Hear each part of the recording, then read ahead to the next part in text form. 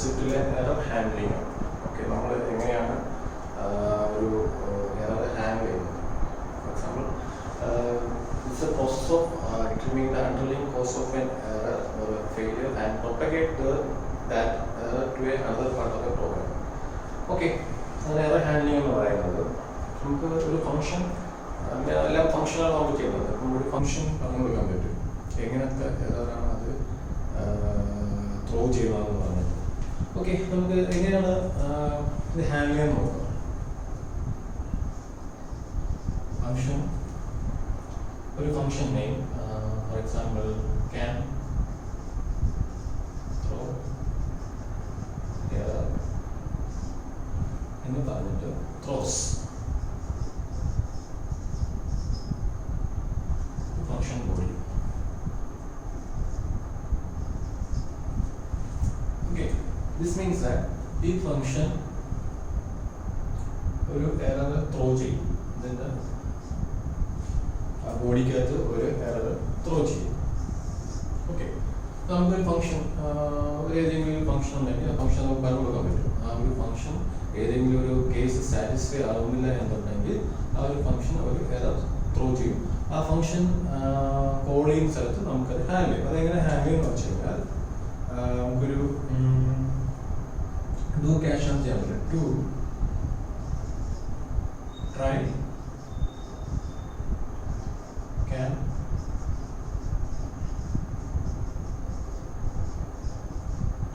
can throw error. Okay, then next line of codes,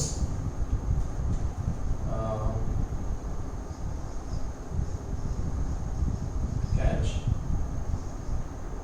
particular error. നമുക്ക് ആ ഏത് എററാണെന്ന് പറഞ്ഞു നോക്കാൻ പറ്റും. നമുക്ക് കൂടുതൽ എറർ ഹാൻഡ്ലിംഗ് കുറിച്ച് നോക്കുമ്പോൾ മനസ്സിലാക്കുന്നത്. Okay, so this is the method. This is how we are handling and this is how we are throwing error. മനസ്സിലാക്കുന്നത് മതി. നമുക്ക് ഒരു ഫംഗ്ഷനകത്ത് എറർ നമുക്ക് ഹാൻഡിൽ ചെയ്യാൻ പറ്റും. ഹാൻഡിൽ ചെയ്യാനും അത് ത്രോ ചെയ്യാനും പറ്റും. Throw means propagate error to other part of the program. Okay, അതാണ് ഫംഗ്ഷൻ എറർ ഹാൻഡ്ലിംഗ് ഉള്ളത്. സോ എറർ ഹാൻഡ്ലിംഗ് മനസ്സിലാക്കുന്നത് ഒരു ഫംഗ്ഷനകത്ത് നമുക്ക് എറർ ഡിറ്റക്ട് ചെയ്യാൻ കഴിയണം. ഫോർ എക്സാമ്പിൾ, ഈ ഒരു ഫംഗ്ഷനകത്ത് നമുക്ക് എന്തെങ്കിലും എറർ ഉണ്ടെങ്കിൽ ഡിറ്റക്ട് ചെയ്തിട്ട് ആ എറർ ത്രോ ചെയ്യാം. ഓക്കെ, പിന്നെ ഉള്ളത് അത് എങ്ങനെയാണ് ഹാൻഡിൽ ചെയ്ത് പറഞ്ഞിട്ട് ഡൂനകത്ത് ട്രൈ വെച്ച് കൊടുത്താൽ അതിൻ്റെ ക്യാഷിനകത്ത് നമുക്ക് ഏത് എററാണ് കണ്ടുപിടിച്ചാണ് റെസ്പോണ്ടിങ് മെസ്സേജ് ഡിസ്പ്ലേ ചെയ്യാം. ഓക്കെ, അതാണ് എറർ ഹാൻഡിൽ ചെയ്യുന്നത്. ഇപ്പം കോഡ് ചെയ്യുമ്പോഴും ഇങ്ങനെ പോസിബിൾ എറേഴ്സ് എല്ലാം ഉണ്ടെങ്കിൽ നമ്മൾ അത് കറക്റ്റായിട്ട് ഹാൻഡിൽ ചെയ്യണം. ഓക്കെ, പിന്നെ ഉള്ളത് നമുക്കത് നോക്കാനുള്ളത് അസർഷൻസ് ആൻഡ് പ്രീകണ്ടീഷൻസ് ആണ്. ഓക്കെ, ഇത് ആക്ച്വലി ഒരു എറർ ഹാൻഡ്ലിംഗ് ആണെന്ന് പറയാം. അസർഷൻസ് ആൻഡ് പ്രീകണ്ടീഷൻ എന്ന് പറഞ്ഞാൽ നമുക്ക് ഒരു statements means line of codes ഉണ്ട്. ഓക്കെ, 1 2 3 ലൈൻ ഓഫ് കോഡ്സ് ഉണ്ട്.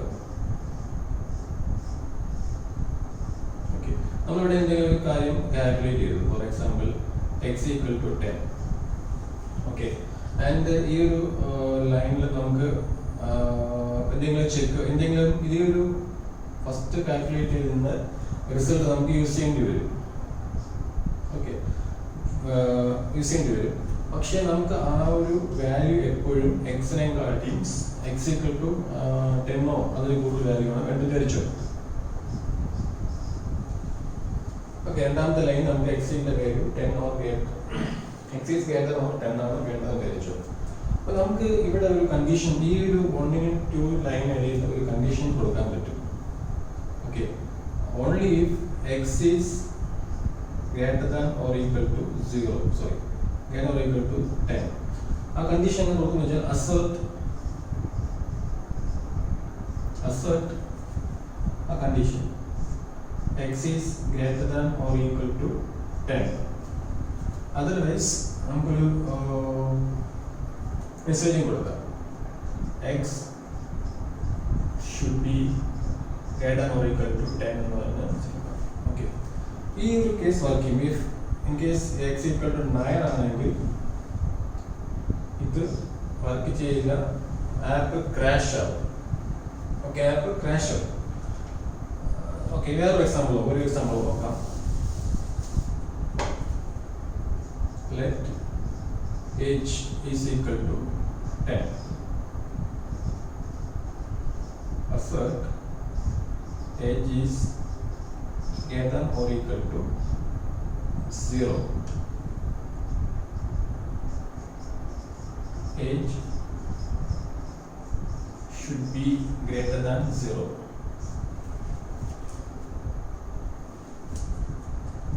Okay, here condition. Take age number 10 ആയിരിക്കണം. Assert age should be greater than 0. Age is greater than or equal to greater than 0. Greater than 0. ഒരു message കൊടുത്തു age is greater than 0. Okay, ഈ ഒരു condition work ചെയ്യും അല്ലേ? നമുക്ക് ഇതിന്റെ value ഒരു -3 കൊടുത്താലോ -3 കൊടുത്താലോ ആപ്പ് ക്രാഷ് ആവും. ഈ കേസിൽ ആപ്പ് ക്രാഷ് ആവും. ഓക്കെ, അപ്പം നമുക്ക്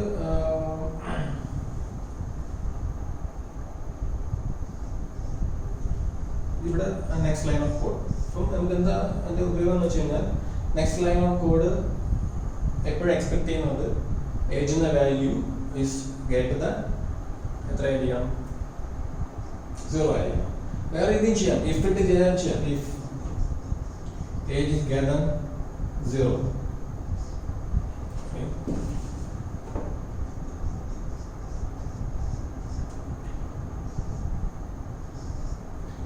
ഇതും ചെയ്യാം, പക്ഷേ ഒരു സ്റ്റാൻഡേർഡ് എന്ന് പറഞ്ഞു കഴിഞ്ഞാൽ ഇങ്ങനെ ചെയ്യണം. മീൻസ് ഒരു അസൈറ്റ് ഒക്കെ കൊടുത്ത് ഓക്കെ ഈ ഒരു ആപ്പ് ക്രാഷ് ആവുന്നത് കമ്പൈൽ ടൈമിൽ മാത്രമേ, സോറി ഡീബഗിന് മാത്രമേ ഇതാക്കിയുള്ളൂ. പ്രൊഡക്ഷൻ റിലീസിൽ ക്രാഷ് ആകില്ല. ഇതൊക്കെ എറർ ഹാൻഡിൽ ചെയ്യാനുള്ള മെത്തേഡ്സ് ആണ്. ഓക്കെ, പിന്നെ വേറൊരു മെത്തേഡ് അസേർഷൻ ഫെയിലിയർ എന്ന് പറഞ്ഞിട്ട്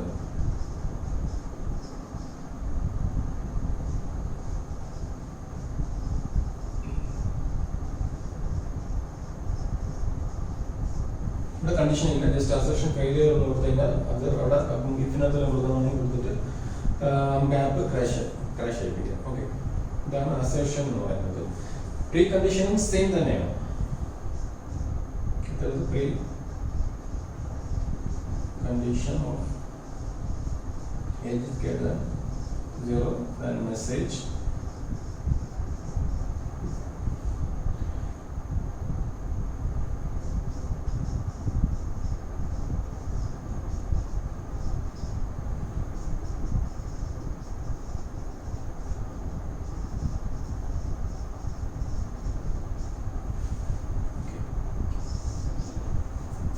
അപ്പം assert pre condition same function ആണ്. മീൻസ് ആ ഒരു കണ്ടീഷൻ സാറ്റിസ്ഫൈ ചെയ്താലേ നമുക്ക് നെക്സ്റ്റ് കോഡിലേക്ക് പോകാൻ പറ്റുള്ളൂ. ഓക്കെ, ഇതിന്റെ difference of assertion and precondition. Assertion മാത്രം പറഞ്ഞില്ല, ഡീബഗ് ബിൽഡിൽ മാത്രമേ യൂസ് ചെയ്യുന്നുള്ളൂ.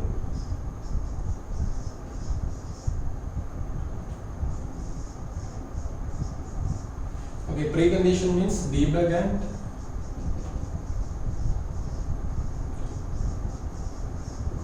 പ്രൊഡക്ഷൻ ബിൽഡില്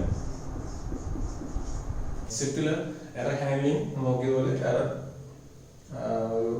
ഫംഗ്ഷനകത്ത് എറർ ത്രോ ചെയ്യാൻ പറ്റും. അത് എങ്ങനെയാണ് ക്യാച്ച് ചെയ്യാൻ നോക്കിയായിരുന്നു. പിന്നെയുള്ളത് assertions and pre conditions.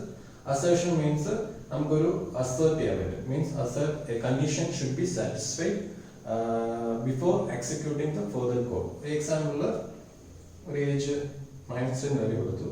An assert of condition. What condition? Age is greater than 0. And a message. Okay, if the ഈ ഒരു കോഡിനകത്ത് ഏജ് 0 കുറവാണെങ്കിൽ ആപ്പ് ക്രാഷ് ആവും. ഓക്കെ, ഇതാണ് ഇവിടുത്തെ അസേർട്ടിന്റെ ഉപയോഗം. പിന്നെ നമുക്ക് വേറെ ഒരു മെത്തേഡുള്ള അസേർഷൻ ഫെയിലിയർ. ഇവിടെ മെസ്സേജ് മാത്രം പാരമായിട്ടുള്ളൂ. ഓക്കെ, ഈ കണ്ടീഷനിൽ നമുക്ക് കണ്ടീഷൻ ചെക്ക് ചെയ്യാതെ തന്നെ അസേർട്ട് ചെയ്യാൻ വേണ്ടിയുള്ള മെത്തേഡാണ്. പിന്നെയുള്ളത് പ്രീ കണ്ടീഷനും സെയിം അസേർട്ടിനെ പോലെ തന്നെയാണ്. അവിടെ ഡിഫറൻസ് എന്ന് പറയുന്നത് assertion is using in debug build only. So assertion is checked only in debug build. Why preconditions are checked in both debug and production build. അപ്പോൾ ചെക്ക് ചെയ്യണം, നമുക്ക് ശ്രദ്ധിക്കണം. നമുക്ക് പ്രൊഡക്ഷൻ ബിൽഡിൽ പ്രീ കണ്ടീഷൻ ഇട്ട് കൊടുക്കുകയാണെങ്കിൽ അത് സാറ്റിസ്ഫൈ ആയില്ലെങ്കിൽ, നമ്മൾ handle ചെയ്തില്ലെങ്കിൽ ആപ്പ് ക്രാഷ് ആവും. Okay, ഇത്രയാണുള്ളത്. So these are the methods for how we handle errors in next ഇതൊരു ബേസിക് ഐഡിയ മാത്രമാണ്, നമുക്ക് കൂടുതൽ നെക്സ്റ്റ് ചാപ്റ്റേഴ്സ് പഠിക്കാം. ഓക്കെ, അപ്പൊ ഇതുവരെ കണ്ടത് നമ്മുടെ സ്വിഫ്റ്റിന്റെ ബേസിക് ആയിട്ടുള്ള കാര്യം. ഇനി നമുക്ക് ഓരോന്നിനെയും കുറിച്ചും ബ്രീഫായിട്ട് നോക്കാം. Okay, thank you.